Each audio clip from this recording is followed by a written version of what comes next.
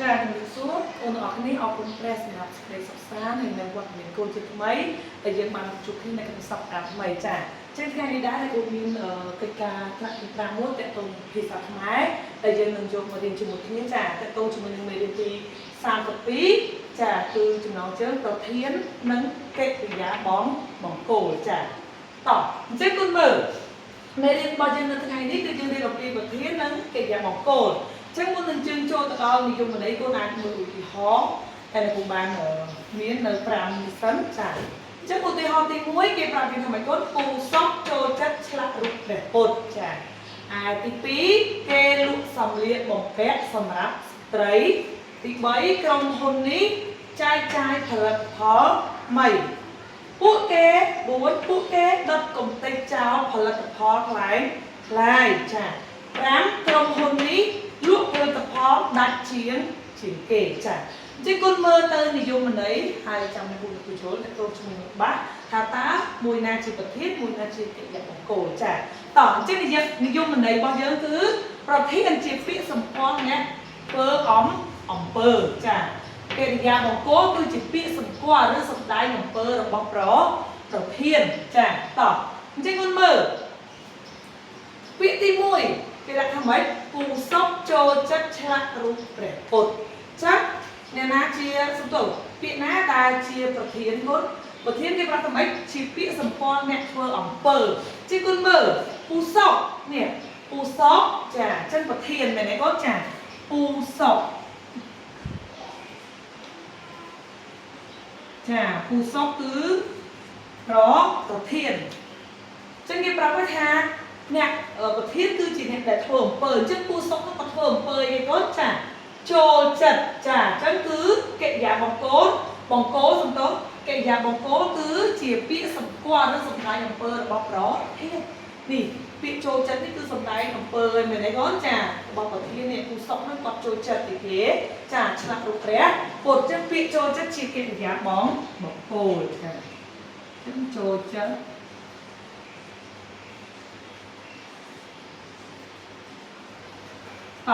ទីមើល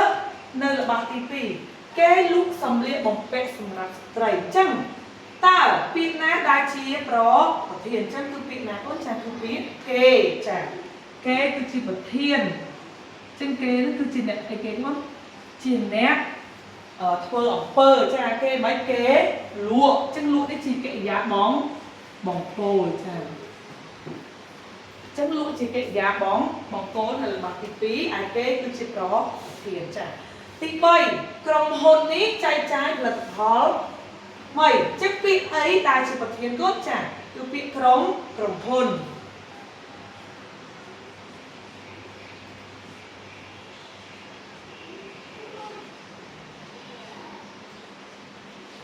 ចាក្រុមហ៊ុនគឺជាប្រធានមានន័យថាជាអ្នកដែលធ្វើអំពើមែនទេចឹងពាក្យអីដែលជាកិរិយាបង្គោលចាគឺពាក្យចែកចាយ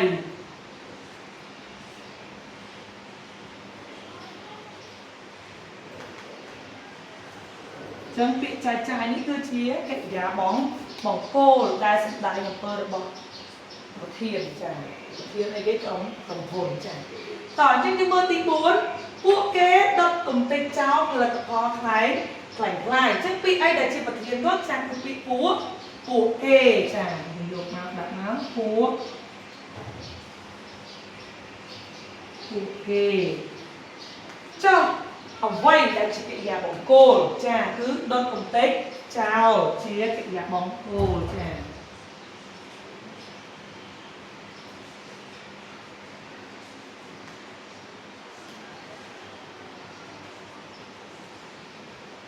ដុតកំទេចនេះអក្សរចគាត់ចាកំទេចចោល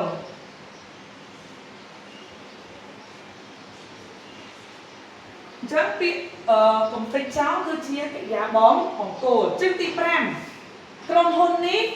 លក់ផលិតផលដាច់ជាងគេចឹងពាក្យអីដែលជាប្រធានគាត់ចាគឺពាក្យក្រុមហ៊ុន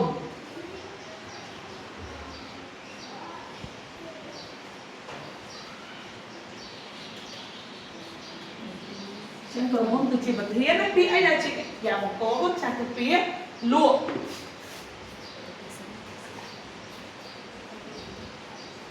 ចាអញ្ចឹងសរុបមកវិញយើងមើលឧសពគឺជាប្រធានហើយពាក្យចូលចិត្តនេះគឺជាកិរិយាបង្គោលចាឧសពហ្នឹងមិនចាឧសពហ្នឹងមានន័យថាពាក្យចូលចិត្តហ្នឹងមានន័យថាវាសំដែងនេះគេនោះចាសំដែងអំពើឲ្យនេះប្រធាននេះគឺឧសពនេះគាត់ចូលចិត្តធ្វើអីគេចាគឺគាត់ចូលចិត្តឆ្លាក់រូបអូនចាទី2គឺពាក្យ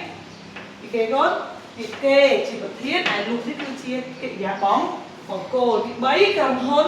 គឺជាប្រធានហើយចែកចាយគឺជាកិរិយាបង្គោលហើយទី4ពួកគេគឺជាប្រធានហើយដុតទំតិចចោលគឺជាកិរិយាបង្គោលចាចុងក្រោយក្រុមហ៊ុនគឺជាប្រធានហើយលក់គឺជាកិរិយាបង្គោលចាអញ្ចឹងអរគុណច្រើនសម្រាប់មេរៀនថ្ងៃនេះហើយគូសង្ឃឹមថាពេលដែលកូនត្រឡប់ទៅផ្ទះវិញកូននឹងអាចយល់ច្បាស់បន្ថែមពីកិរិយាបង្គោលនិងប្រធាននេះនៅពេលដែលកូនត្រឡប់ទៅផ្ទះកូននឹងមើលមេរៀនបន្ថែមនៅក្នុងសៀវភៅរបស់យើងហើយកូនអាចអនុវត្តនៅផ្ទះបន្ថែមផងដែរអញ្ចឹងអរគុណច្រើនសូមព្រះប្រទានពរកូនអរនេះយើងនឹងជួបគ្នាក្នុងឱកាសក្រោយចា៎